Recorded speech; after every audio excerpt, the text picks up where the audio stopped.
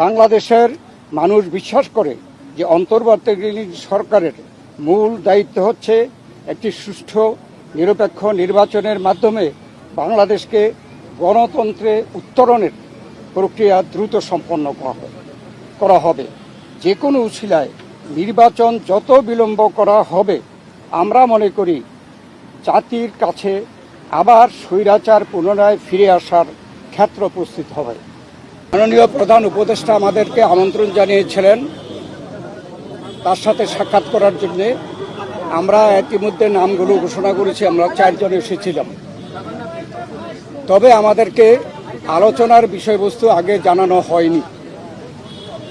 বর্তমান রাজনৈতিক প্রেক্ষাপটে আমরা যা আন্দাজ করতে পেরেছিলাম তার উপরে ভিত্তি করে আমরা একটা লিখিত বক্তব্য নিয়ে এসেছি এবং সেই লিখিত বক্তব্যটি আমরা মাননীয় প্রধান উপদেষ্টার সমীপে পেশ করেছি এবং সেই ভিত্তিতে আমরা আলোচনা করেছি। তার একটি সারাংশ আমি আপনাদের সামনে তুলে ধরতে চাই।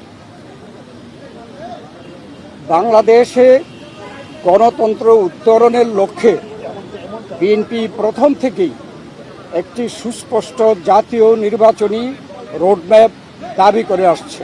আপনারা জানেন যে আমরা এটা প্রকাশ্যভাবে দাবি করে আসছি।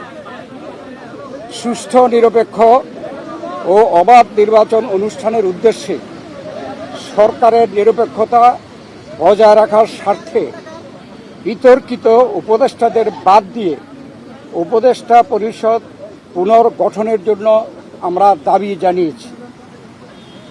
বিএনপির প্রতিটি নেতা কর্মী ব্যক্তিগতভাবে, রাজনৈতিকভাবে, পারিবারিকভাবে সবচেয়ে বেশি ক্ষতিগ্রস্ত হয়েছে আওয়ামী লীগের আমলে এবং সেই জন্য আওয়ামী লীগের বিচার সবচেয়ে বেশি দাবি করে বিএনপি। এই বিচার প্রক্রিয়া কোনোভাবে অসম্পূর্ণ থাকলে বিএনপি সরকারের দায়িত্বে যখন যাবে তখন বিচারের আওতায় এনে তা বিচার বিভাগের মাধ্যমে, স্বাধীন বিচার বিভাগের মাধ্যমে পরিপূর্ণভাবে সম্পন্ন করা হবে। নির্বাচন সংশ্লিষ্ট সংস্কার কার্যক্রম অবিলম্বে সম্পন্ন করে ডিসেম্বরের মধ্যে জাতীয় সংসদ নির্বাচন অনুষ্ঠানের জন্য দ্রুত একটি রোডম্যাপ প্রদানের দাবি আমরা জানিয়েছি। বাংলাদেশের মানুষ বিশ্বাস করে যে অন্তর্বর্তীকালীন সরকারের মূল দায়িত্ব হচ্ছে একটি সুষ্ঠু নিরপেক্ষ নির্বাচনের মাধ্যমে বাংলাদেশকে গণতন্ত্রে উত্তরণের প্রক্রিয়া দ্রুত সম্পন্ন করা হবে। যে কোনো উছিলায় নির্বাচন যত বিলম্ব করা হবে, আমরা মনে করি জাতির কাছে আবার স্বৈরাচার পুনরায় ফিরে আসার ক্ষেত্র উপস্থিত হবে। এর দায় দায়িত্ব বর্তমান সরকার ও তাদের সাথে সংশ্লিষ্টদের উপরে বর্তাবে। বিএনপি সম্প্রতি যে নানা ধরনের গুজব আছে, সেই প্রেক্ষিতে আমরা বিএনপির পক্ষ থেকে বলেছি বিএনপি কখনই প্রধান উপদেষ্টার পদত্যাগ চায়নি, বরঞ্চ প্রথম দিন থেকেই এই সরকারকে সর্বাত্মক সহযোগিতা করে আসছে। আমাদের যে আলোচনা তার এই সারাংশ ছিল এতটুকু। আপনাদের সকলকে ধন্যবাদ। আল্লাহ হাফেজ। কোনো সুনির্দিষ্ট রোডম্যাপের আশ্বাস পেয়েছেন কিনা? আপনারা যে দাবি জানিয়েছেন ওনারা কি বলেছেন সেটা পরে? আমাদের যে আলোচনার মধ্যে আসছে সংস্কার, বিচার এবং নির্বাচন মূল। আমরা বলেছি একটার সাথে আরেকটার কোনো সম্পর্ক নাই, কেননা সংস্কার চলমান বিষয়, এটা চলতে থাকবে।